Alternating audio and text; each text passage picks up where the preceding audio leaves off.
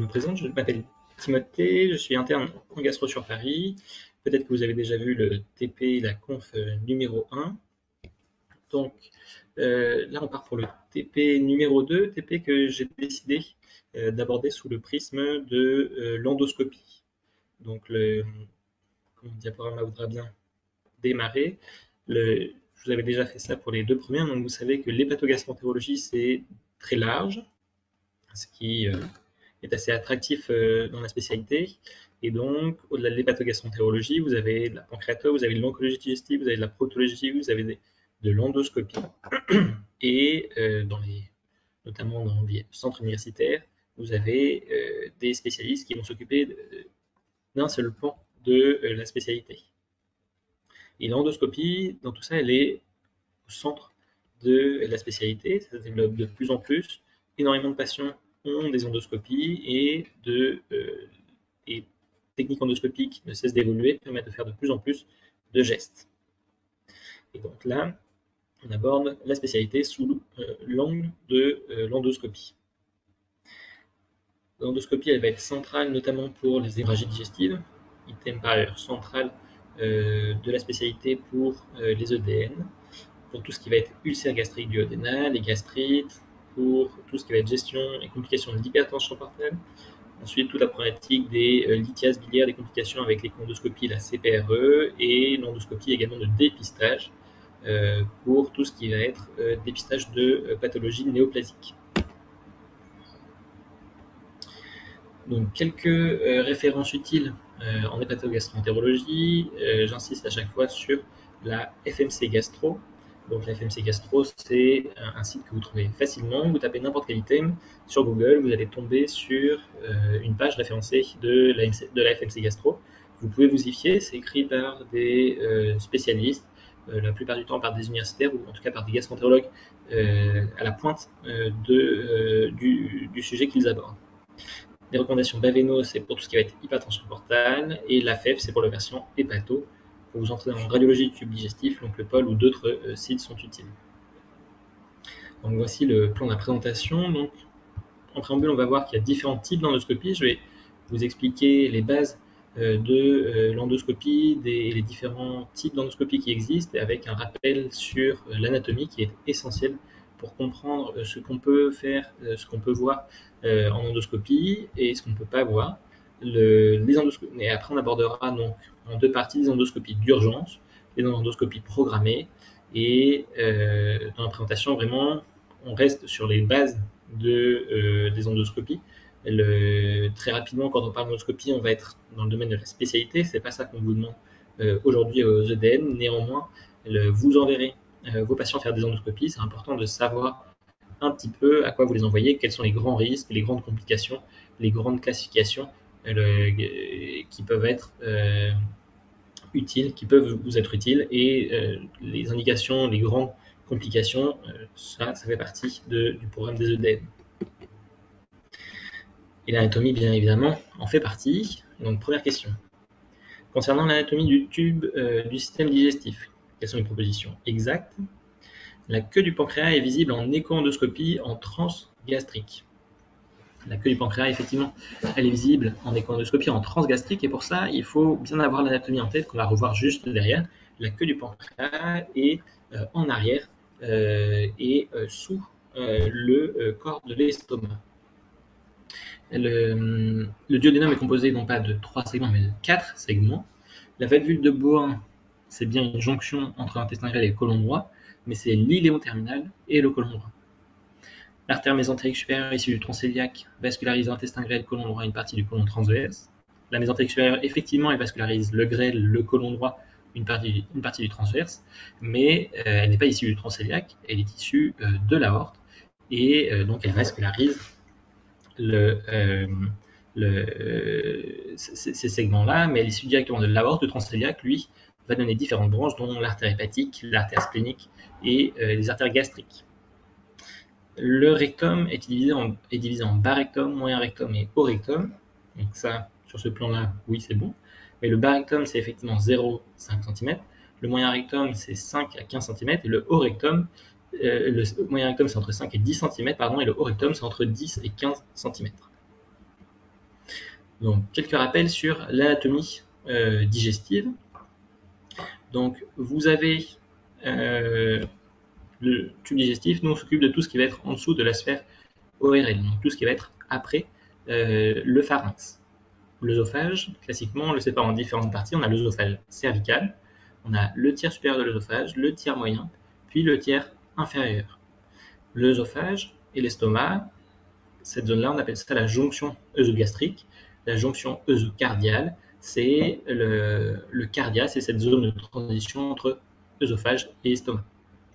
Vous avez les piliers du diaphragme qui viennent à ce niveau-là renforcer l'efficacité du sphincter inférieur de l'œsophage et permettre que les aliments, normalement, ne remontent pas depuis l'estomac vers l'œsophage et qui est censé s'ouvrir, ce qui peut poser problème dans certaines pathologies, qui est censé s'ouvrir quand le bol alimentaire arrive pour laisser passer les aliments depuis l'œsophage vers l'estomac.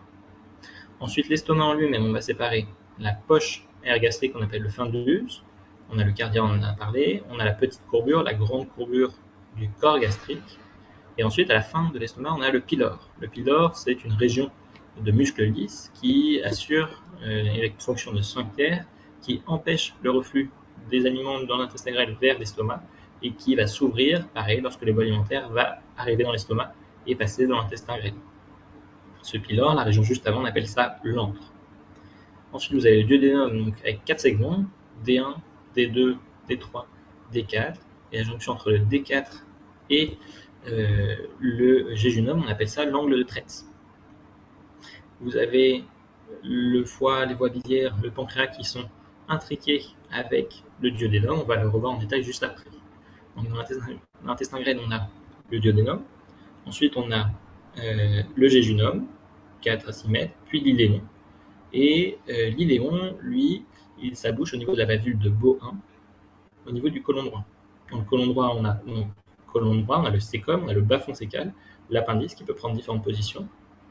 On a ensuite l'angle colique droit, le côlon transverse, l'angle colique gauche, le côlon sigmoïde qui fait une boucle, puis ensuite le rectum, le canal anal et l'anus.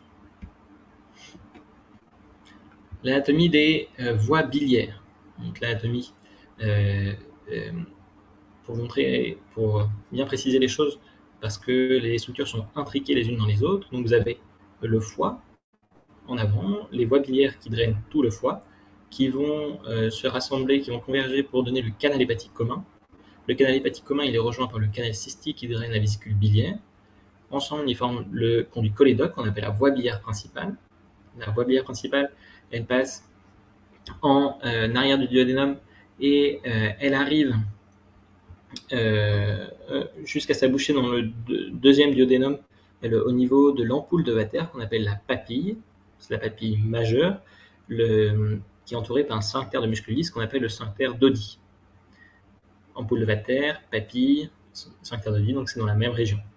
Vous avez le canal pancréatique principal qui le plus souvent s'abouche au même endroit que la voie biliaire principale, donc au niveau de l'ampoule de Vater. Il peut y avoir des variantes avec une papille mineure où les voies pancréatiques s'abouchent au-dessus. Le canal pancréatique accessoire s'abouche également au-dessus. Le bloc duodéno-pancréatique, une anatomie là aussi un peu complexe sur laquelle on peut vous poser des questions. Donc vous avez l'aorte. De l'aorte, il y a 3 troncs qui vont partir pour vasculariser les viscères. Vous avez le tronc cœliaque en premier, le tronc cœliaque qui va donner l'artère hépatique commune, puis l'artère hépatique propre, les artères gastriques avec les arcades duodéno-pancréatiques, l'artère splénique, et ensuite l'artère mésentérique supérieure, qui est le deuxième tronc à partir de l'aorte, lui va vasculariser, comme on a dit, l'intestin grêle et le côlon droit, une partie du côlon transverse, puis l'artère mésentérique inférieure qui vascularise côlon transverse, côlon gauche et au rectum essentiellement.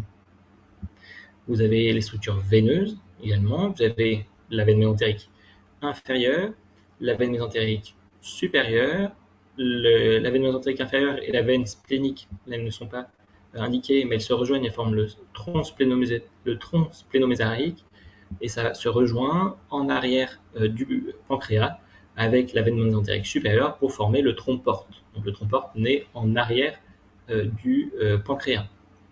Dans le pancréas, vous avez différentes parties.